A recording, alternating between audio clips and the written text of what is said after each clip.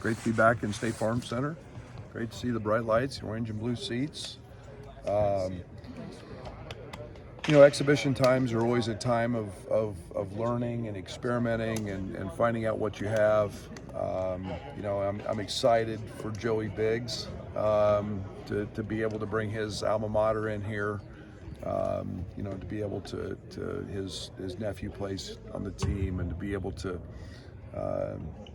do that. Joey's been an extremely loyal director of ops. He's the best in the business, and excited for his family to be in attendance, for him sitting on one sideline and his nephew on the other, and hope they enjoy that moment. And along the lines, we're going to try to get better as a basketball team, and they're extremely well coached. They're going to play fast. They're going to shoot threes.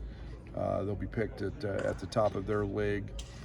So it's something that will be good for us. There's nothing better than putting the uniforms on for the first time, running out in front of a packed house. It's homecoming weekend. But again, we'll play a lot of guys. We'll look at a lot of different lineups. We've done no scouting in this game. This is about our base. This is about our fundamental stuff, the stuff we've been working on every day since before we went to Spain and to this point. We don't have very much in offensively yet. Again, it's about the base stuff we're doing. And we want to find combinations. We want to find out what lineups look good together.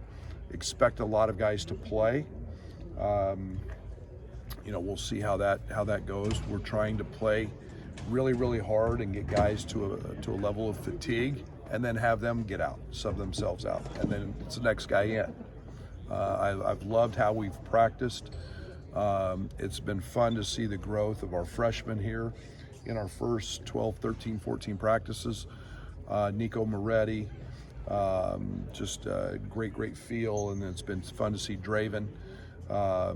Just his scoring ability just kind of flourish and his confidence grow, and then Monty missed a few days. He had a thigh bruise in our scrimmage last weekend, squad wise, but he's back, and he just continues to impress. So those guys will get a lot of minutes, and then we'll start looking at different lineups size wise and versatility. So this will be a great test, and hopefully we get the nervousness and play in front of a crowd out of the way, because the next one that comes after is pretty good. Do you see a difference in how you're approaching this versus how you approach the Spain games?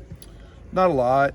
I think there's we didn't have a lot in Spain. We want to. I hope we're more solid. I hope we're more disciplined.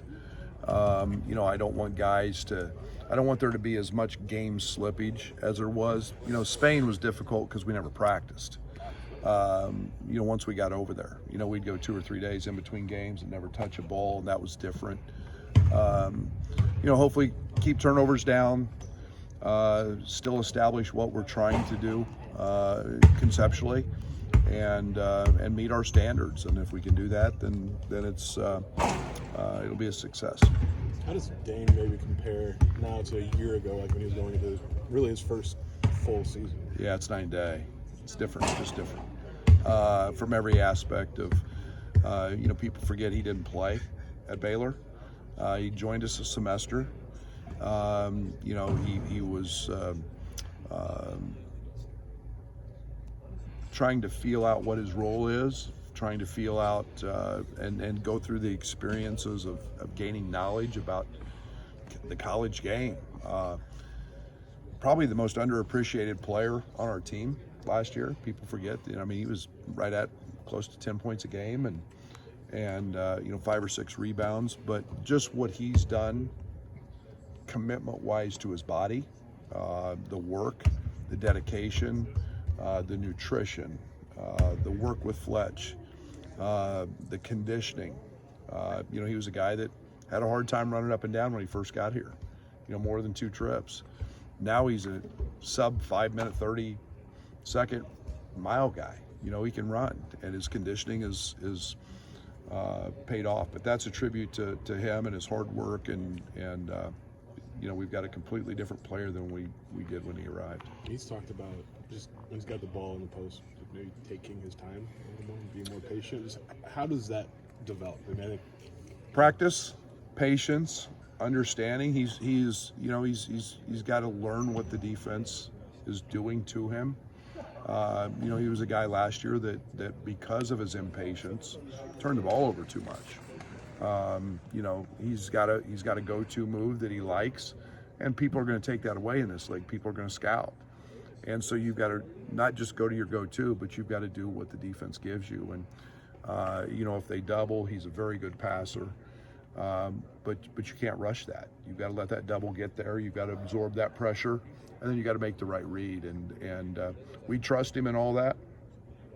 He's got the ball in his hands a lot in what we're doing offensively, and again, the comfort of experience is helping him a lot. What will we see from Marcus Domask tomorrow night in terms of his skill set and his role on the team? Yeah, I think everybody will see his versatility.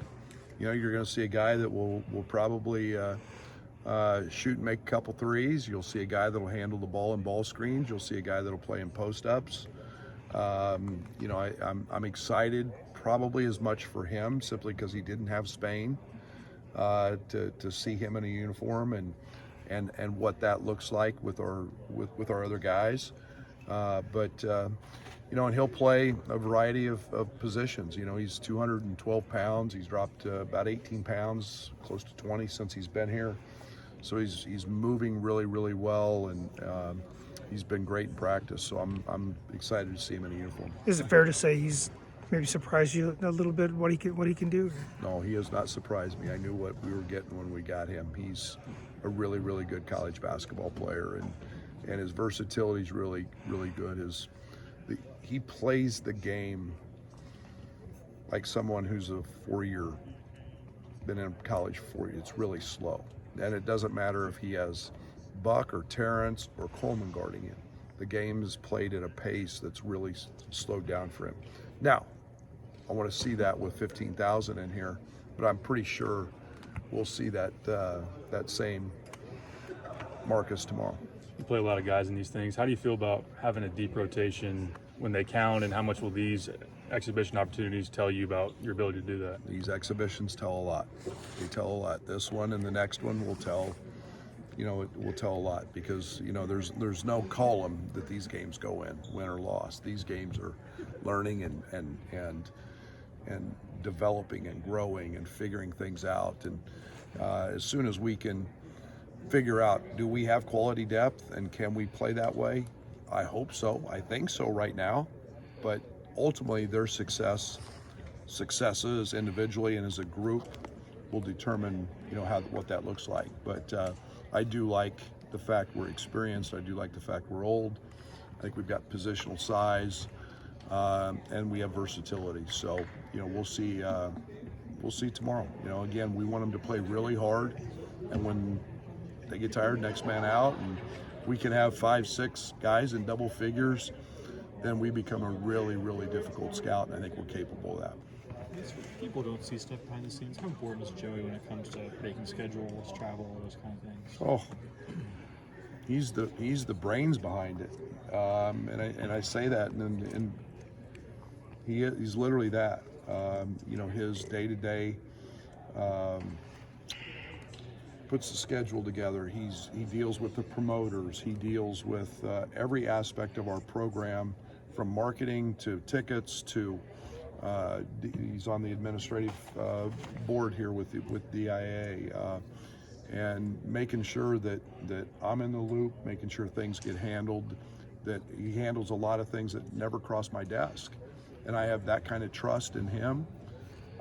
He's extremely smart. But he knows me as well as I know him, and I have that kind of trust in him, and he's as good as there is in this business at doing his job. What are you looking for out of Ty tomorrow night and these exhibition opportunities for him at point guard? Yeah, get comfortable. Just get comfortable. Don't try to do too much. I'm really dialed in with him much more on the defensive side than I am the offensive side. we can't lose sight of the fact that he's a really good rebounder. Excuse me. Sorry. We don't want him to lose his best asset, or one of his best assets, because he's on the ball. We've changed up some things in terms of our transition coverage because of that, but I really want him to take a big step defensively. Guarding perimeter guys, guarding ball screens. When you're a lead guard in college basketball, you've got the ball in your hands all the time, so you're receiving a ball screen and or you're guarding it and you're getting ball screened. And that's hard. There's some toughness involved in that. There's some cerebral listening and hearing and processing. And I want to see that growth on the defensive side. Offensively, he'll be fine. As you mentioned, you didn't do any scouting for this game, but did you get like a cursory report on Jackson Biggs? Oh, if Jackson Biggs scores, we're going to run for the next 3 days. If he gets a bucket, no, he's a really good player. He's a good shooter.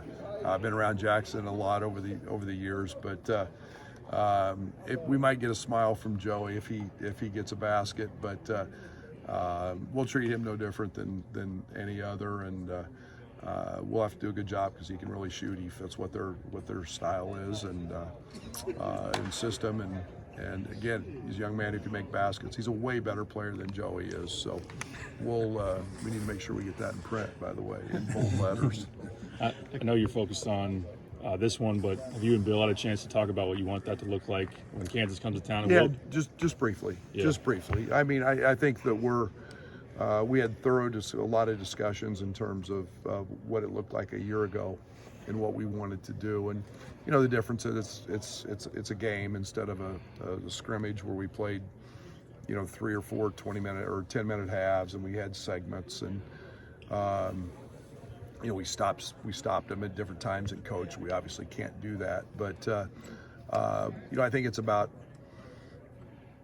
both teams trying to understand against an opponent what we do well, and we're not trying to throw curveballs out there and a box and one, a triangle and two, or something stupid just to win an exhibition game where neither of us are about that. So it'll be great opportunities. We'll all play a lot of guys,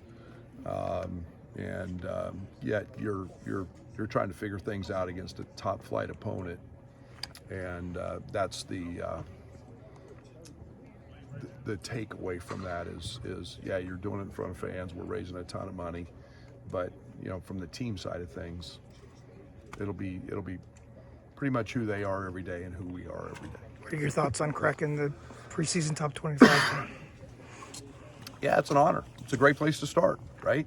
You got to start someplace, and I think that I told our team, you guys know me by now. I'm never satisfied. So we got a long ways to go to get to where we want to go, and we've got expectations that we don't shy away from here.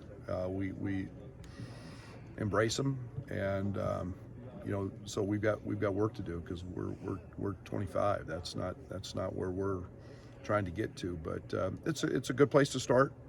It's nothing more than that. No one's played a game yet, so it's all on analytics and metrics and numbers and what people think. And obviously, the people who make them aren't very good. They had Carolina won last year, and they didn't make the NCAA tournament. So I don't pay a whole bunch of attention to it, but it's a starting point. How drastic do you think the way the officials say they're going to call the charges or non-charges as it is now will be on how you want to play defense? Oh, it's huge. It's a big deal. It's a stylistic change. You have to change what you do in rotations, and when that plant foot goes down, that secondary defender has to be set. Well, some guys can leave at the free throw line, and you can't slide. They're all going to be blocked. So they've told us that 80 to 90% of the calls last year that were charges will be blocks now. They're trying to eliminate that play from basketball. They want scoring to go up. They're trying to prevent injuries. So it will be drastic. You have to jump and go vertical. We work on a drill every day where, as a secondary defender, you can't be on the ground. You have to just jump straight up and protect. So it's a it's a big stylistic change, and you know, it'll benefit some guys and some players and others that who take a lot of charges, and that's the way they defend. You know, I think we've changes how you defend the front of the rim with size. You know, it used to be you could slide under and take guys that took a lot of charges were great, but you know, now it's about going to the roof. You got to jump. So we'll see how it works for us. Is there a guy on this team you think it impacts the most? We have a lot of guys that try to take charges, and we've kind of had to. You know, Quincy Guerrier comes in, and I mean, he's, you know, early on he was taking charges 5-6 a practice, and you know, we want to keep him on the floor. He's a really good player. So yeah, that's why we've gone to a lot of practicing in drills, just going north and south instead of trying to slide under.